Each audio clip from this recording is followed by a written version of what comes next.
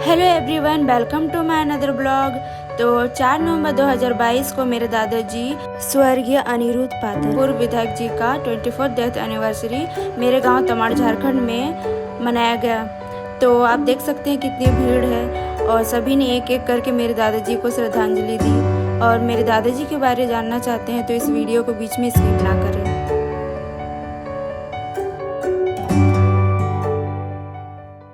तो अभी मेरी मम्मी श्रद्धांजलि दे रही है मेरे दादाजी को।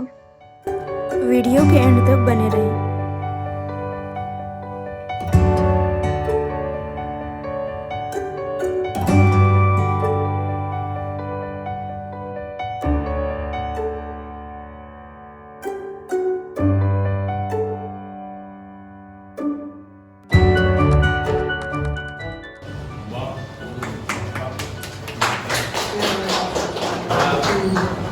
अरे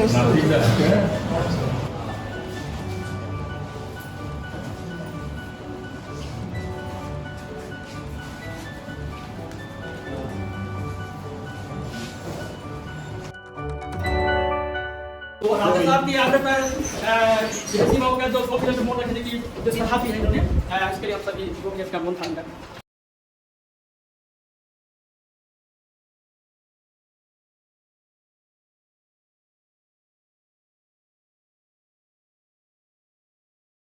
इधर बहने माताएं बेटियां बैठी इसके पुण्य तिथि में आज हम मौजूद। वास्तविकता आदमी अगर हम सोचे तो आदमी होता ही क्यों, उसकी एक विशेषता होती है तो आदमी, उसमें एक गुण होता है तो आदमी होता है। आदमी आखिर ये नाम किसने दिया, तो उसकी एक पहचान होनी चाहिए, यानी आदमी में आदमियत होनी चाहिए, तब वो आदमी होता है। जिस आदमी में आदमियत न हो तो फिर वह आदमी नहीं हो सकता। इनमें आदमियत हो, इन्होंने अपने जीवन के सार को समझा कि आदमी होने का सार क्या है, आदमी को जिया कैसे जाता है। भावना भाव से मिलता है, भगवान भाव से मिलता है। इस मिट्टी को भी हम पूजते हैं, सूरज को भी प्रणाम करते हैं, जंगलों के पेड़ों को प्रणाम करते हैं, मट्टी का आशीर्वाद लेते हैं, तिलक गेहूं लगाते हैं। ये भाव है, जो भावों में भगवान छुपा होता है उसको हम पाते हैं। तो ये आदमियत है, और ये आदमियत इस भारत की मिट्टी में, ये आदमियत हमारे झारखंड की मिट्टी में, ये आदमियत हमारी संस्कृति में, ये आदमियत जो जीवन के साथ को जो समझता है तो वह आदमी सही रूप से आदमी होता है। इस तरह का व्यक्तित्व का धनी अगर कोई था तो जिनके श्रद्धांजलि में आज हम उपस्थित हुए तो विश्वास तो हमारे स्वर्गीय अनिरुद्ध पाठक जी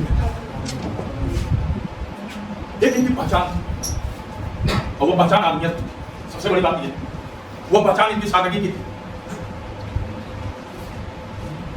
इन्होंने ठीक कहा कि उस समय जिस तरह की परिस्थितियां थी, इतने साधन नहीं थे, व्यवस्थाएं नहीं थी, बहुत मुश्किल संघर्ष रहा होगा, फिर भी जोर जुलूम की टक्कर में संघर्ष हमारा नारा है, संघर्ष हमारा नारा है। ये मेरे पिताजी ने यहाँ पर बीजारोपण किया, जोर जुलूम की टक्कर में संघर्ष हमारा नारा है। मैं इसलिए ये बात को कर रहा कि उस समय जो दिया जला था वो किसी पार्टी का नहीं जला, मैं नहीं मानता। ठीक है, हम जनसंघी हैं और रहेंगे, लेकिन उस समय यह था कि सभी ने, चाहे कोई पार्टी का क्यों ना हो, वो हमसे जुड़ा था और दिए को जलाया था। सबसे बड़ी बात यह है और सबसे बड़ा प्रमाण यह था कि आदमियत थी तो आदमी पहचाना। इसलिए आदमी का आदमियत किसी भी हाल में, किसी भी परिस्थिति में नहीं खोना चाहिए, किसी भी हाल में, किसी भी स्थिति में नहीं खोना चाहिए। इसको जानना बहुत जरूरी है और इसलिए अपने जीवन में आत्मसात करना बहुत जरूरी है। 2 बार जिताया, 2 बार जनता ने जिताया, फिर जीते हुए एमएलए को आपने टिकट क्यों नहीं, ये कौन सी बात है। निर्दलीय खड़ा करना और क्यों नहीं खड़ा होते, और फिर ये कितने वोट से हार गए, मात्र 300। ये कौन सी राजनीति हुई।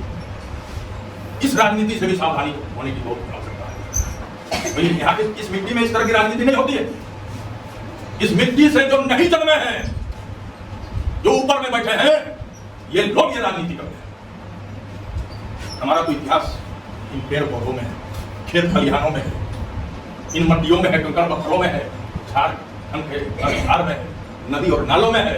मैं ये बात इसलिए कह रहा हूँ कि इनके साथ साथ ये भी जानो कि इन्होंने और मेरे पिताजी ने मिल करके, मैं जो कहा नूर जुलूम की टक्कर में संघर्ष हमारा नारा है, यानी इनको टिकट नहीं मिला तो उन्होंने यही जवाब दिया था कि भाई आखिर क्यों नहीं मिलेगा, तो खड़ा कर दिए। मेरे पिताजी फाउंडर मेंबर थे, उसके बाद मेरे पिताजी को भी इसलिए टिकट नहीं दिया, मान लीजिए, तो मेरे पिताजी निर्दलीय खड़ा हो गए, एमएलसी जीत गया। लेकिन क्या था, हम लोगों की जबान बहुत बड़ी होती है, हम जबान से बदलते नहीं। मेरे पिताजी ने बदला तो बोले थे, अटल जी जब आए थे यहाँ पर जानकारी के लिए आप जाते, लाल कृष्ण अडवाणी जी भी मेरे घर पे आए थे, कहा था कि मैं आपका दिल से, तो फिर ये कभी बदले नहीं, अन्याय भी इनके साथ हुआ कि नहीं। लेकिन ये जीत के, निर्दलीय जीत के, फिर उसी पार्टी में, जनसंघ में दिया जलाते रहे, उसका काम करते रहे। उसके बाद अस्सी में हम लगे रहे, और उससे पहले इनके साथ हम लगे रहे। मेरे फादर के डेथ के बाद ये लगे रहे, और इनके साथ मैं लगे रहे, इनके साथ मैं राजनीति की। इन्होंने मुझको अपने अंगुली में पकड़ के राजनीति की। तो भावपूर्ण व्यक्तित्व का हमने दर्शन किया है इनके साथ में। थोड़ा ही समय क्यों ना हो, लेकिन एक जीवन दिया है, वो बहुमूल्य है। जब वोट मेरा तो राज मेरा। इसी की परिणति थी अरूप पातर की सबसे पहले, और इसी की परिणति थी रण सिंह सबसे पहले। भैया राम होगा ये, तो आज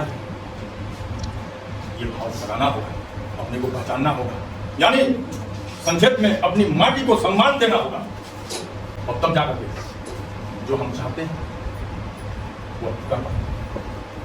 अब देखिए, थोड़ा सोच लीजिए, जब इतने बड़े शख्स की यहाँ पर बात हो रही है तो ये बात भी आ ही जानी चाहिए। मैं रोशनी कुमारी, मैं यहाँ पर आप सभी को उपस्थित होने के लिए मैं धन्यवाद देती हूँ।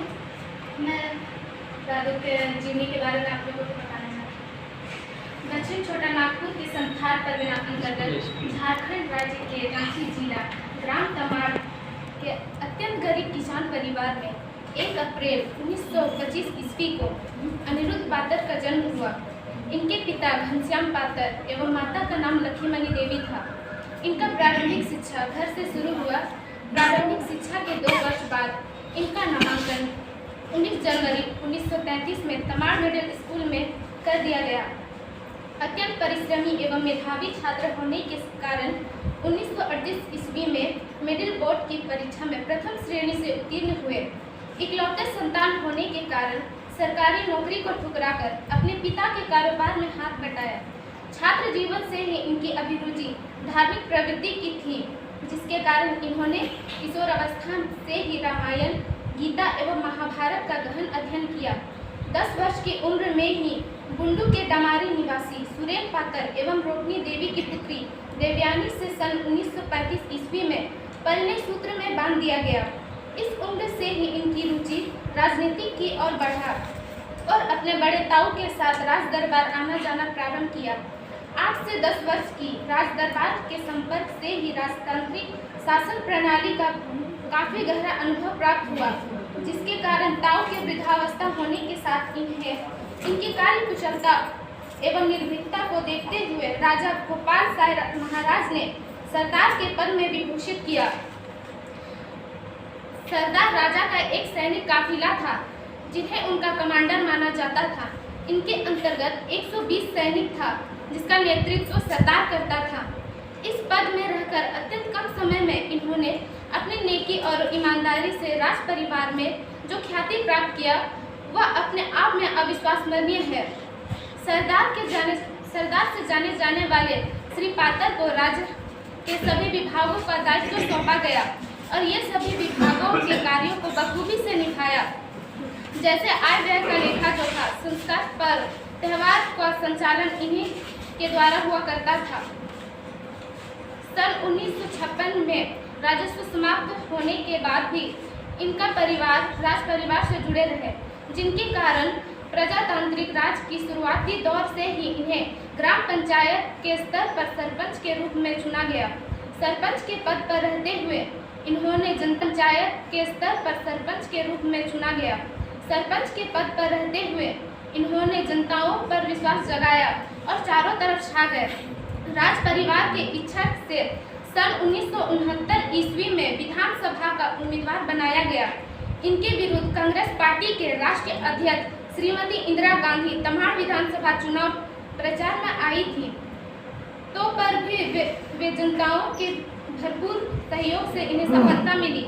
जनसंघ पार्टी से निर्वाचित श्री अनिरुद्ध पातर 1969 ईस्वी में इस पार्टी के विधायक बने तथा यह जनसंघ पार्टी के संस्थापक सदस्य भी थे। इनकी सफलता को देखकर रोष में आकर इनके प्रतिद्वंदी भैया राम मुंडा पातर आदिवासी नहीं होने का मुकदमा दायर किया, जिसके खिलाफ इन्होंने राजा अमरेंद्र नाथ सहदेव एवं विधानसभा क्षेत्र के जनताओं के सहयोग से सुप्रीम कोर्ट तक लड़ा। सुप्रीम कोर्ट ने 14 अगस्त 1970 में पातर के पक्ष में आदिवासी होने का फैसला सुनाया और साबित कर दिखाया कि पातर भी आदिवासी है। इनके विधायक सत्र में ही इन्हें पार्टी का जिला अध्यक्ष बनाया गया। इनकी अध्यक्षता में पार्टी के सदस्यों में काफी वृद्धि हुई और सदस्यों को अनुशासन में बांधे रखा। विश्वविद्यालय स्तर के समिति का सदस्य भी इन्हें बनाया गया। सन 1969 में गठित सरकार 5 साल नहीं टिक पाई और 1972 के मध्यावधि चुनाव में इन्हें पराजय का मुंह देखना पड़ा। पराजित होने के बाद भी जनताओं की सेवा में लगे रहे और पार्टी का काम करते रहे। अपने विधानसभा क्षेत्र की जनताओं की सेवा में तत्पर रहे। इसके परिणाम स्वरूप 1977 ईस्वी के चुनाव में पुनः जीत हासिल की। इनके इस विधायक काल में अपने क्षेत्र में अनेक विकास कार्य किए। इस विधायक काल में भी मध्यावधि चुनाव का सामना करना पड़ा। वर्तमान विधायक रहते हुए भी सन 1980 ईस्वी के चुनाव में पार्टी से इन्हें उम्मीदवार नहीं बनाए जाने के कारण राज परिवार की छत्र छाया से इन्हें स्वतंत्र उम्मीदवार के रूप में चुनाव लड़ा। इस चुनाव में इन्हें सफलता नहीं मिली, फिर भी ये विचलित नहीं रहे हुए और पार्टी एवं जनताओं के सहयोग सेवा में लगे रहे।